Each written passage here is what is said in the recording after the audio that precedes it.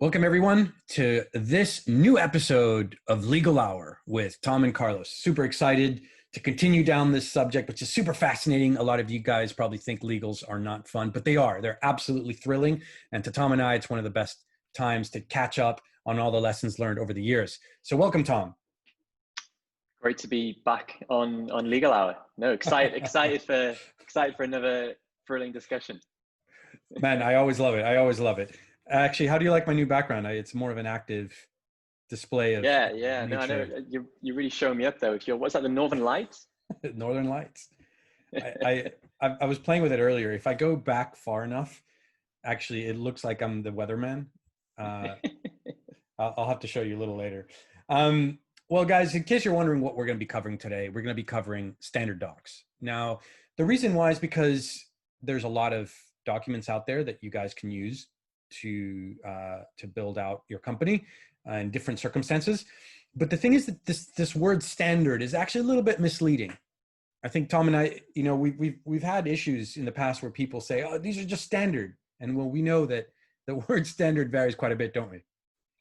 Absolutely. No, I think that whenever anyone says standard, ever anyone talks about kind of like this is market standard, and the reason for it is because it's standard. It's never exactly the best place to start. You want to start with kind of understanding exactly why you need that document, understanding why the things which are in there are the way they are. So I think that's why it's incredibly difficult to have like one format or one kind of like agreement which applies to everyone. I think at Seedcamp we've like grappled with this a lot over the years in terms of like, can we have one perfect thing for pre-seed company or one perfect thing for a seed stage investment we do, and it's getting there. And I think the whole market is improving a lot with regards to kind of like what the familiarity with different documents. But for sure there's always some element of kind of specific tailoring required for each and every single deal and each and every single company.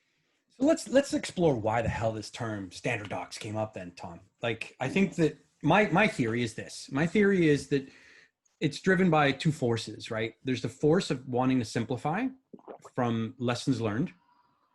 There's the lessons learned themselves, and then there's market pressure. So like, if you look at when somebody says, oh, these are standard docs, I would say they're standard docs for now, based upon how competitive things are. What are the problems that people are generally trying to solve? And what are the best ways to solve them efficiently? And I would argue that standard docs in 2020 probably look very different than standard docs in 2010. And that's the misleading thing of it, that this idea of standard is a shifting thing based upon those three external variables, which push on standard docs. And I think the reason why I'm accentuating that is because it's good to think about this idea of a standard doc, which can apply to convertibles, term sheets, anything like that, as something that is not static. It's shifting. And so with that in mind, it's always good to take an approach of like, okay, is this still relevant for me? Is this idea of standard still relevant for me today? And so I wanted to start off a little bit with an initiative that we kicked off way back when called Seed Summit. So a little bit of history lesson. Seed Summit, which you can go to as seedsummit.org. Still ongoing, still actively available. So if you want to go now and click through and see what it looks like, you can go do so right now. Seed Summit started off as an initiative to try to bridge US-based docs with European investments. They didn't exist. So when Seed Summit started, there was no such thing as like a SAFE or a Series C doc.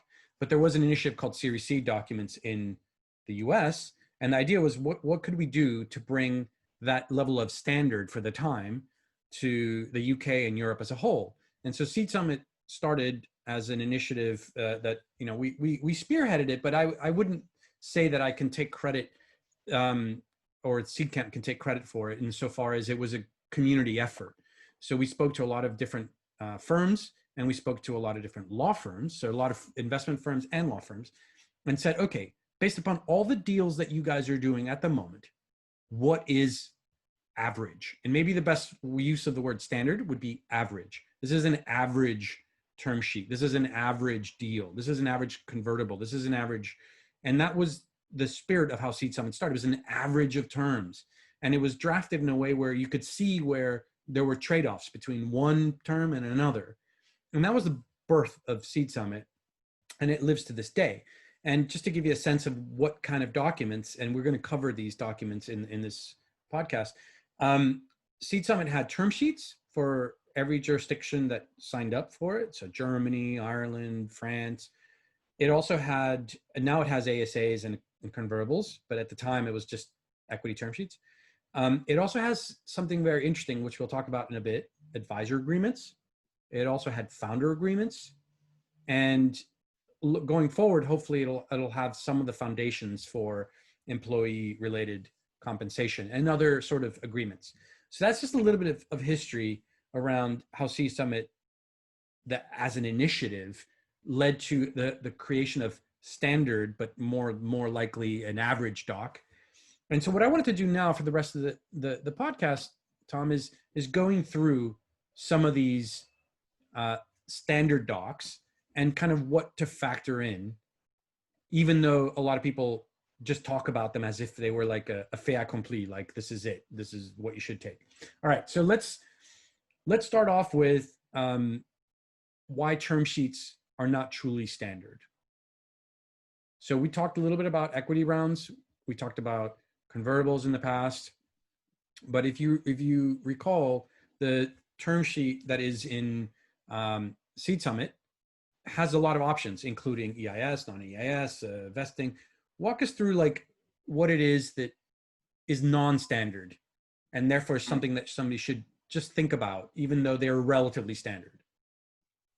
Yeah, no, absolutely. I think that's, summarize the kind of the origin and the reason for Seed Summit and why it's there. And I think, when you open up that document, when you open up something like that term sheet, you'll see 5 or 6 pages with lots of square brackets and lots of things which can be deleted or kind of removed in some way from that document to put together something which is more tailored and specific to the company. So it's almost like the way that we put forward these things and open source these documents was in a way that someone can take that and they can make decisions based on their specific company to arrive at something which is more applicable to them. So it's almost like you take a standard kind of base version and then you tailor it to what's specific to the deal. I mean, the most basic thing, which often changes with obviously every single deal, is things around the economics, things around what is the valuation of the company, how much money are they raising, is there an option pool, all those kind of things, which are, they're things which are often agreed over email or kind of verbally with your investor as a founder, and then are just encapsulated in this term sheet document so that everyone is aware of what the deal is.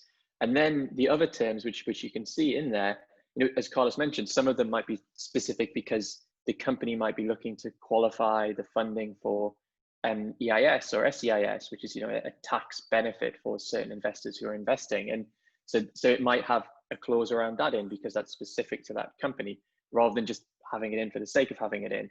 Then you might see things around governance and things around what is the board going to look like, if there's going to be a board or there's not going to be a board.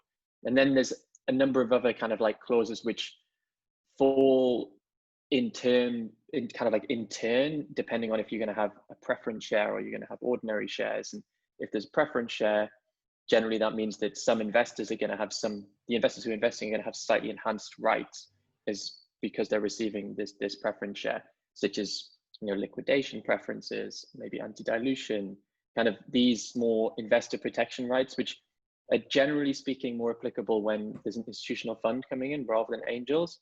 But now with the emergence of a much more sophisticated angel funding market, they might even come in at that stage as well.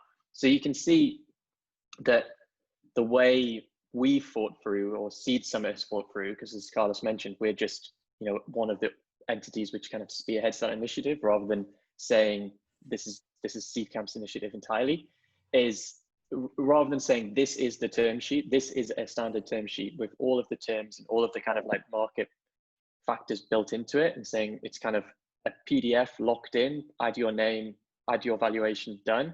Where we've gone down the approach of this is pretty much the universe of options and things which are out there at this stage of with the stage of financing which these are intended for, which is pretty much pre-Series A, it's important to, as a founder, to understand what all these terms are and to be able to kind of like almost select some of them in obviously negotiation with your investor to see which ones are most appropriate for the company.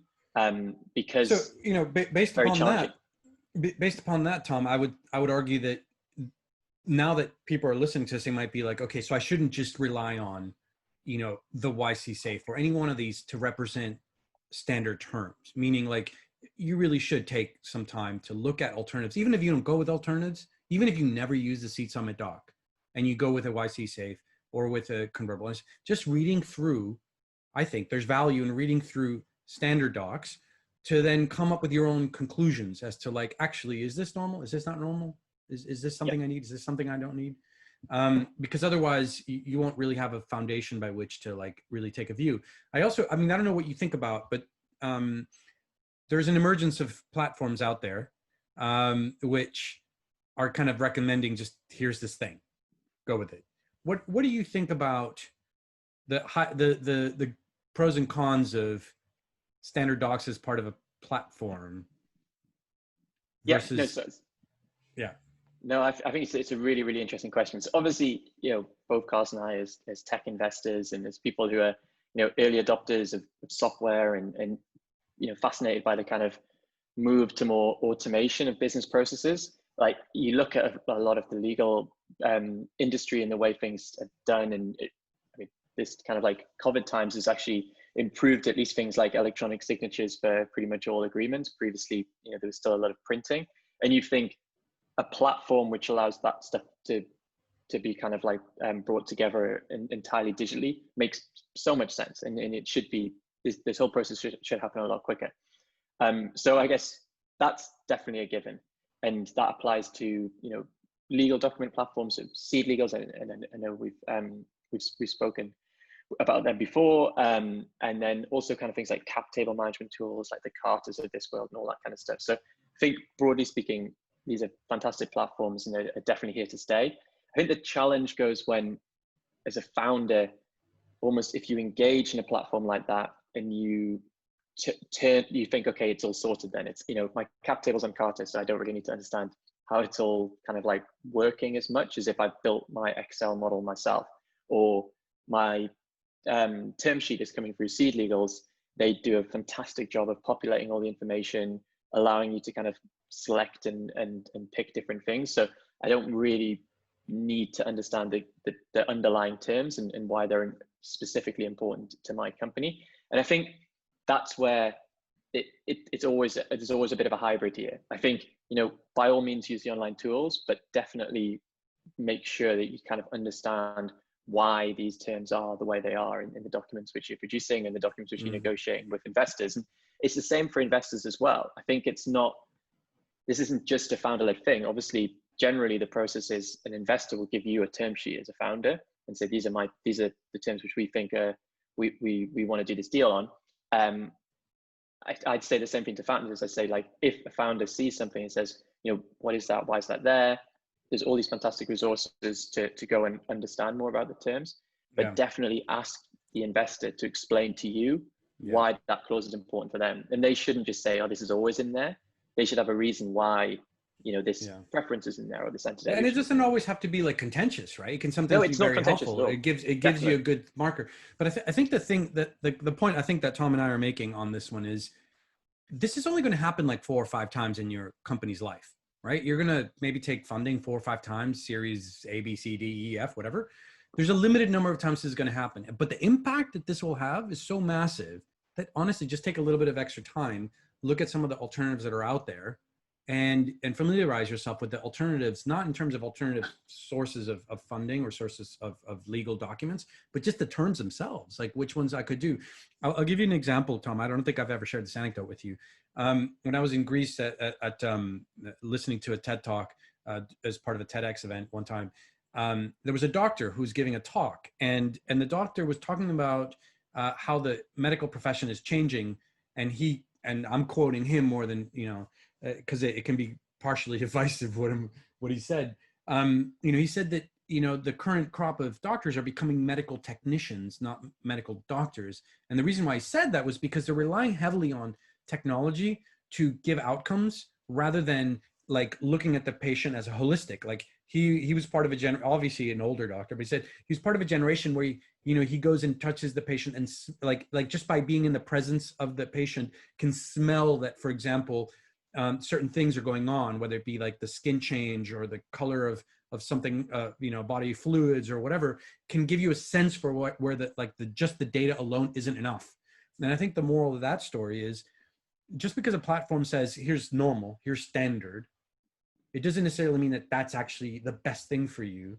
You need to sort of think about it more comprehensively, and then you'll have a better outcome. So we talked about in previous episodes, talk about commercial terms, and we talked a little bit about the sort of legal terms and the legal structures. So I just want to park for now anything having to do with sort of the investment side of things. So let's now move on to standard docs, but these are a little bit different in the sense that they are more to do with things having to do with your company's day-to-day operations, right? So let's cover the first one, which is advisor agreements. I think one of the key things that every company benefits from having at some point is an external advisor, whether that be a non-exec, whether it just be somebody who's on an advisory board. The question is, how do you bring them on? Like, how do you sign them up, right? Like, you can have an informal agreement, that's cool, but sometimes they help in many different ways. Sometimes they have time commitments. So I think it's useful to think through how to engage with them. Tom, what would you give as general advice on sort of standard terms to think about as part of engaging with an advisor? Yeah, no, I think it's I agree. I think these people can be hugely impactful for companies when they're brought on at the right times. There's always a few other things to kind of like consider about. I know angel investors sometimes are giving you a lot of advice and they're actually investing in the company. So I think you really need to find why these advisors are receiving sometimes some kind of equity incentive, which we'll come on to, and doing something very, very specific for your company outside of the kind of advice and the help that you're already getting. So it's always a very important and careful thing to consider before you bring them on. So I think, yeah, some of the things, so I guess I've touched upon one there is like compensation and how you're going to structure that kind of compensation for an advisor. And obviously one of the, as an early stage company, and that's always the lens through which we look at things at Seedcamp, generally there's not a huge amount of cash knocking around. So you can't go around and, pay hundreds and thousands of pounds for an advisor to spend a little bit of time with a company like, say, a big listed entity would be able to do. So one of the ways which you are usually looking to structure these things and get this advice from these very, very exceptional people is usually by some kind of equity arrangement. And that's where understanding what that looks like and kind of like agreeing that is probably one of the most important things to figure out when you potentially bring on an advisor. So generally that will be structured as some kind of an option where they would have, maybe the right to receive a very, very small, usually, broadly talking about, from 0.1 maybe to 0.25% of a company in terms of some kind of a option grant. And often that would also be on some kind of a vesting schedule. So very similar to maybe the vesting schedule you have for employees who are receiving options. And the other thing, I guess, to consider when you're thinking more specifically about advisors is, having a really clear link to what exactly it is you're getting, in terms of what is the service which they're providing. So if it's some kind of an advisor, which is, there's other ways to structure that kind of exchange of value for equity. If it's an advisor who's going to be, say, assisting you on sales or assisting you on something which is objectively kind of easy to classify, then you could always try and structure your options contingent upon them unlocking this number of sales or doing something which is very specific. When it's more of a general, say you're bringing on an advisor to, I don't know, assist you as a CEO on developing as a better leader in the company, that's much trickier to kind of apply kind of milestones objectively to. So it might not be possible to go down that route. But these are some of the things which I think it's important to be thinking through when you're starting to kind of like explore those options. And obviously it's quite a collaborative process usually with the advisors and the founders who are bringing them on.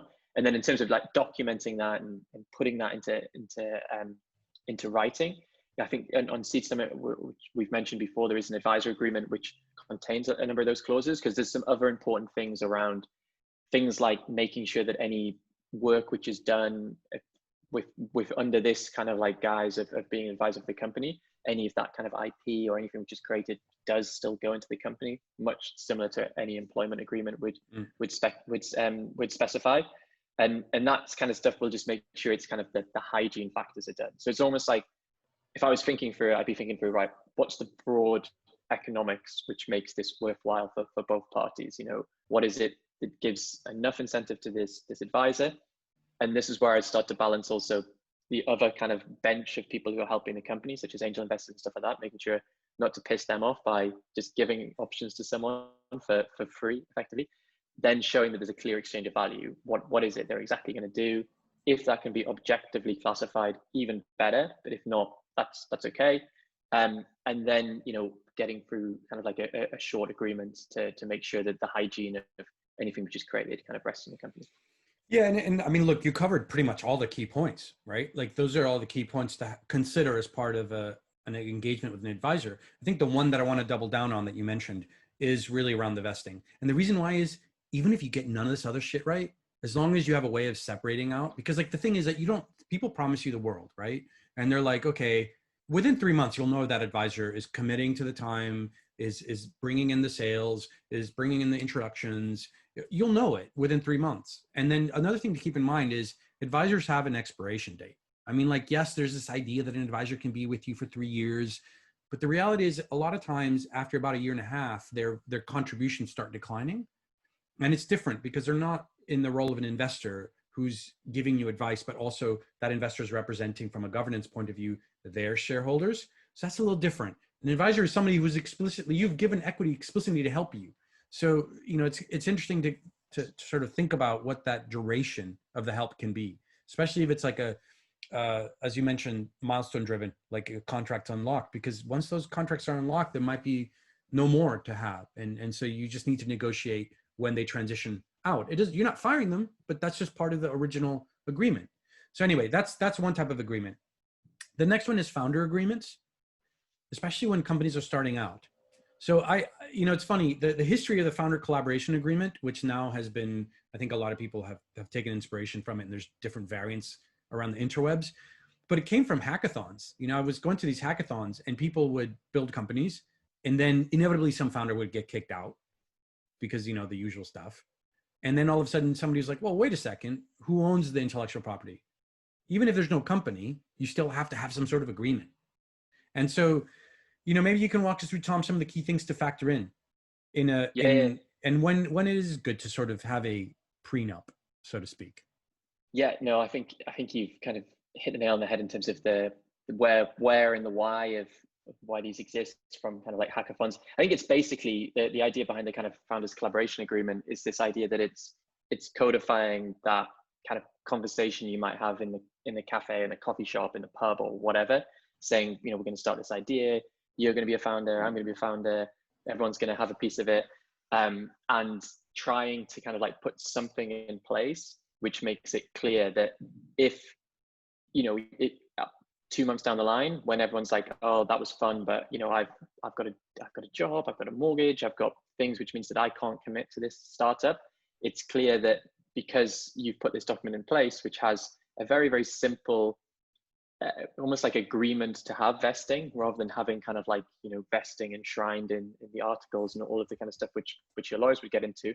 There's a piece of paper which says, cool, obviously life gets in the way of lots of things and changes, and people's ability to be able to commit to stuff changes very, very frequently. But this says that if you leave, you don't have any kind of rights to the company, because the thing which this is trying to protect against is that idea that, and Carlos and I have had this conversation with founders, unfortunately, a few times in the past, that to say there's 4 people who've started a company, and by started a company, I mean like had an idea for a company, And then after a couple of weeks, this kind of situation unfolds, which I described, where two people, or there's a one person decides it's not for them, but the other three are right, we're totally in, we're committed, we're going for this.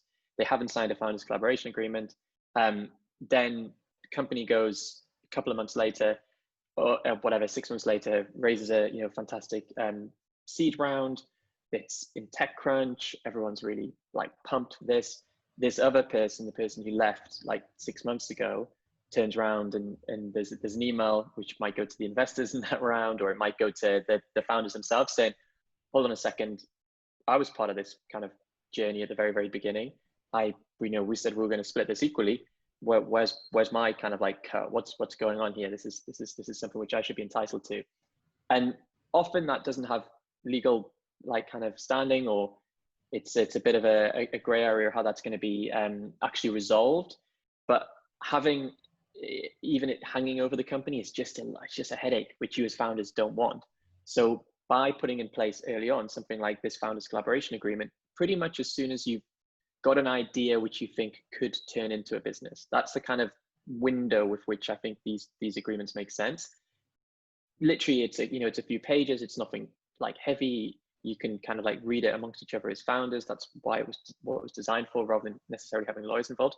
It just avoids that situation where someone comes out of the woodwork 6-9 months down the line who isn't really involved and just makes a bit of a headache for everyone else. So it's a really, I think, important thing to be thinking about when you're at that kind of ideation stage, turning something into a real business before everything's got more serious.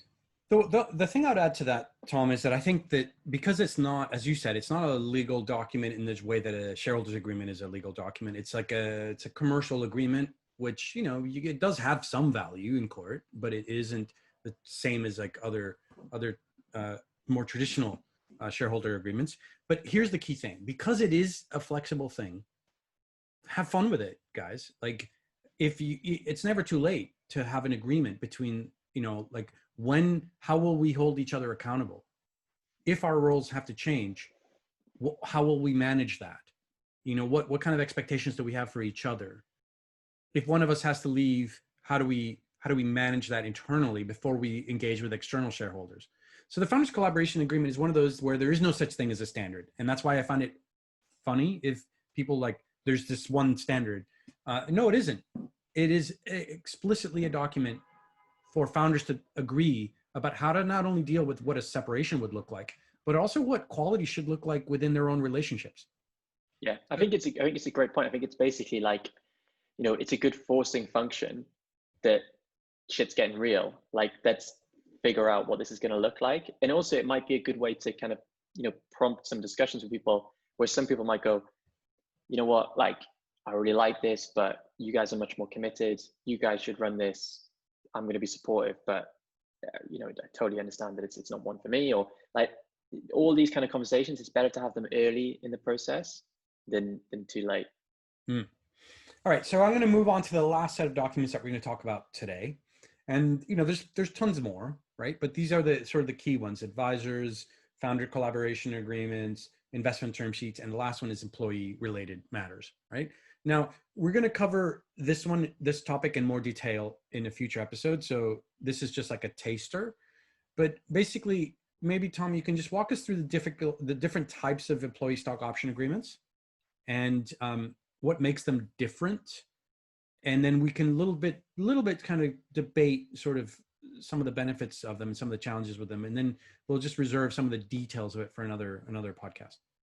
Yeah, cool. No, I mean, there's always more to talk about, Carlos. There's always more to talk about. Time just flies in these things.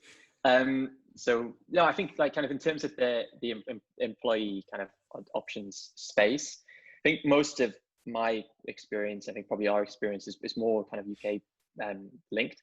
But generally speaking, what you're looking to do when a company is setting up an option pool, and often that's around the time of a financing, that there is something put in place here that you're carving out part of the kind of cap table, part of the equity in the business to be able to make grants to employees to bring them on. And I think as a big kind of macro point, I think we definitely think that options are a fantastic way to incentivize early employees, and actually something that in the UK or in Europe generally, we're pretty much just catching up with the way the US thinks about equity, because they've got more experience of seeing how valuable these can be and how important an incentive in building a company. But we're putting aside the kind of economics of the things, it's more when you're looking to kind of document them. Generally, when you have this kind of carved out, there will be some form of like employee share option plan, which is a ESOP, or is it often called, which basically would be a document which sets out the rules of what these options are going to do and when they're going to be able to be. And as Carl said, we could probably do a whole episode on this, because this kind of stuff, because there's windows with which people can kind of like exercise their options and all sorts of good stuff, which would be contained within this document, which you put together with lawyers and then make available to the employees to be able to read when they're granted these options. But I think some of the other key thing to think about is in the UK, often people want to kind of qualify their ESOP as under the Enterprise Management Incentive Scheme, I think it's called, or EMI, as it's often shortened to. And this basically means that it will allow employees to receive, when they receive these options, to receive them in a much more tax favorable way. So rather than them receive them and having to pay income tax on them, they actually just pay capital gains on the difference in value from when they received it to when they grant it and exercise it, which is hugely impactful when you talk about the kind of difference in those rates, like whatever it is, 28% to 40, even maybe 50% for very high earners. And so qualifying that and thinking through that as a founder is very, very important. And I think some of the things which, when you are going down that route of employee share option plan and then an EMI plan, and obviously you'd be working with advisors, one of the key steps is getting a valuation for the company. So the interesting thing here is it's a very different valuation to the valuations which we've talked about in this podcast before, which are led by investors and are set by kind of like the market demand for the company. In this case, as a founder, you're actually going to go to HMRC and put forward with your accountant documents which show that the valuation of the company should be generally very low. And that's something that the reason why you want a low valuation, and the reason why HMRC is also usually accepted a low valuation, and the reason you want that is because that it basically increases the value of the options to the employee who you're receiving them for. Because if you get something which is priced lower than the actual potential market value of the company, then obviously you as an employee are benefiting from that. And generally speaking, prior to very recently, and I must admit, we'd need to speak to probably more accountants to understand exactly what the market is right now. But HMRC has been very amenable to companies obtaining very, very low kind of like valuations, or what you would set the kind of strike price at. More recently, we've seen some kind of anecdotal stories that hasn't been coming back as low as people would want, because usually there is a push, as we said, to get that kind of price set low, which because it's better for employees and allows the company to make more attractive option grants. But it's something that usually your accountant or your advisors would help structure. So and don't worry, if this is something that you want to explore more, we will be covering this in more detail at the next episode. Yeah, but maybe Tom. Sorry, go ahead. Yes, I think that's probably the kind of the UK structure, kind of ESOP to EMI, and then you have all that set up. And then I think that there's obviously differences per jurisdiction. I think that's an important thing to flag. Like we're probably able to at least provide a bit more kind of like detail and structure around UK because we're a bit more familiar with that market. But of course, in the US there are kind of restricted share options and grants. There are kind of, I think Carlos, you had a deal recently where they were looking at putting in something in a more like kind of phantom stock option agreements, and so they're effectively and SARS. And SARS, exactly. There's so many acronyms and so many great names out there. But I mean, I think how one way of organizing it is, remember how we were talking about deal structures? There is equity, and then there's something that will convert into equity, whether it's convertibles, whether it's safes, whether it's convertible notes, equity, whatever. Like they're all two types, right? I would argue that I'm seeing a pattern here, which is there is schemes where there is an actual granting of an option to an employee. And then there's a whole bunch of other schemes which try to map the economic value, but don't actually give options to own the underlying shares to the employees. Now, you might end up having two equivalent economic outcomes for employees. So like take two companies, two different structures, two different exits. You could have employees with the same economic outcome, but with totally different incentivization structures.